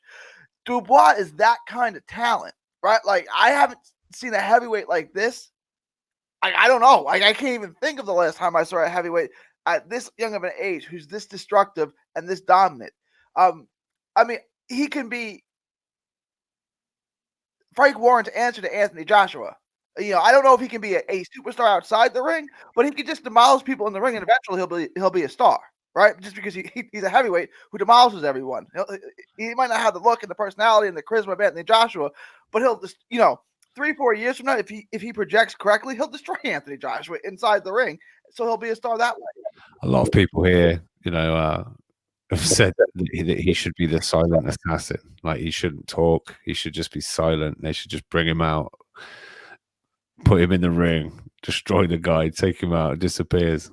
Press conferences, just silence. If you're a heavyweight and you knock everyone out, you're a star. You don't need to sell yourself. You know what I'm saying? Like you're not like a welterweight or a lightweight where you have to bring attention. People like to watch heavyweights fight each other.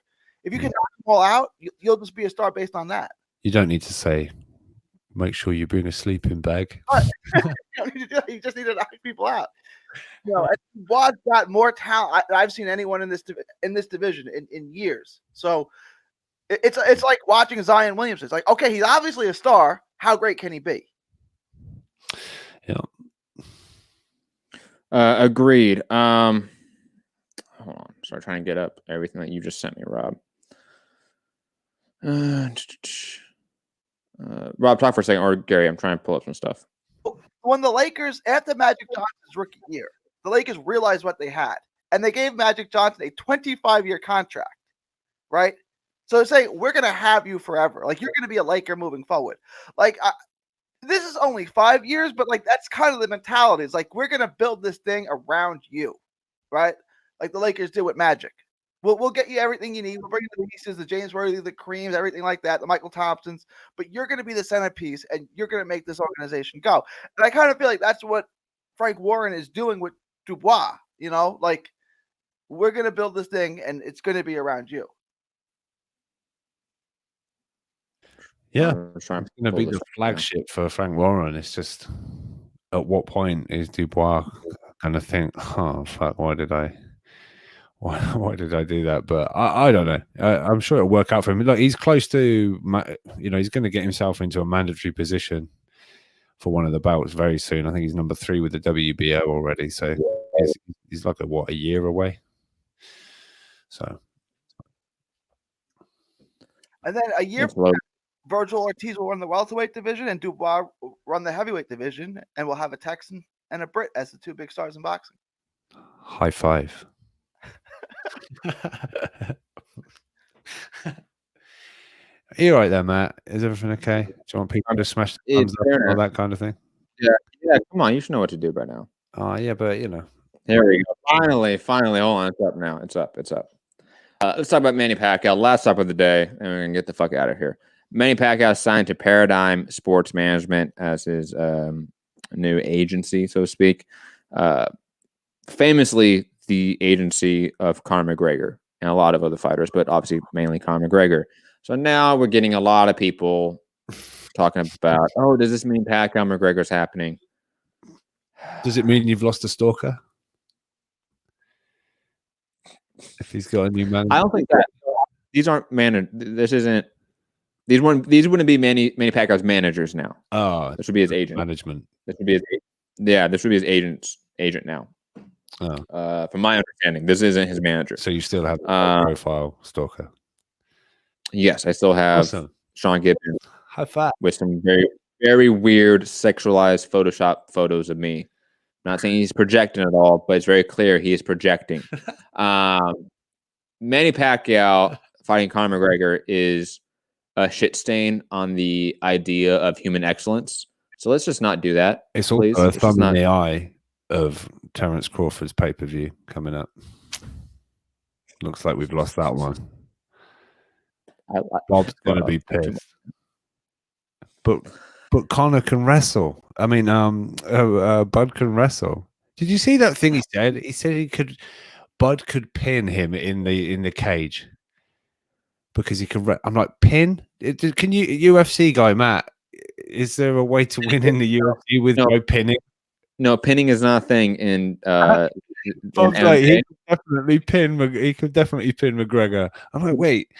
For those that don't know, quickly, because people are listening, may not know what a pin is. A pin in collegiate amateur wrestling is when you get the back of your opponent between their shoulder blades touching the mat. That's an official pin. Okay, that you would get. I forget how many points because I had a buddy that did like D1 wrestling in college. I forget he broke it down for me. Fucking weird. It's like fucking cricket. It's like cricket in terms of scoring and system. Like what the fuck? But digressing, no, you cannot do that in MMA. No, but I think Bob's thinking of WWE, like hold his shoulders down, 1, 2, 3. Yeah, I remember when it came out. Before I obviously sarcastically took the piss with my own reply to it, I was like, wait, I know I'm an absolute UFC casual, not even a casual. Like, I've seen some knockout kicks. I think I've seen a couple of punch ones. I think I've seen a tap out. But has anyone won by pin? Has he pinned anyone? I don't think he has. And I'm like, right, I'm gonna mock this tweet. But yeah, Bob out here because he can wrestle. He's going to pin McGregor. But yeah, I don't know.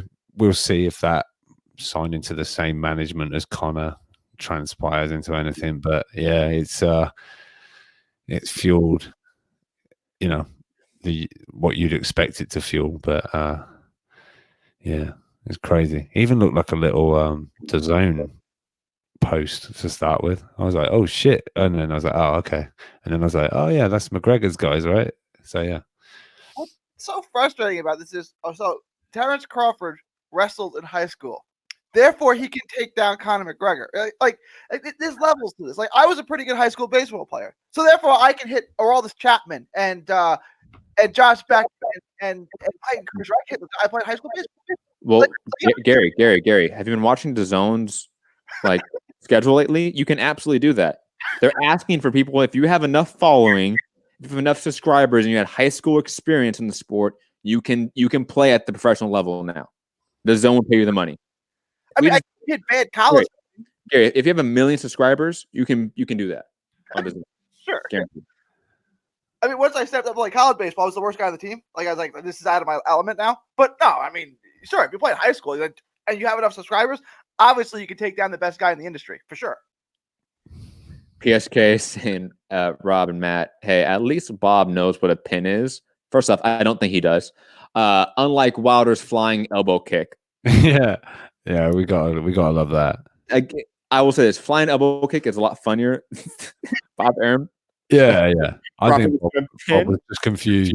Yeah, earlier Top Rank tweeted, "Who will be stood on the top rope or top of the ropes come February 22nd?" And I'm like, Wilder to deliver the flying elbow kick. Oh man! I try to think, what does that look like? What could that elbow kick? If anyone can do it, it's Wilder. Flying elbow, and then you kick off the elbow, obviously. Yeah. It's nothing. Guys, let's get the fuck out of here on today's show. We've been through all the topics. Rob, I know you sent me the Good with Ramirez stuff, but I'll discuss that on like Friday show. Yeah, I mean, Jake is just saying that's what he's writing about when he's back at the computer, and that's what he's going to go with. So I'll probably wait for an article. More details in the article, I assume. But yeah. Anything else, did you? I might have. I don't know.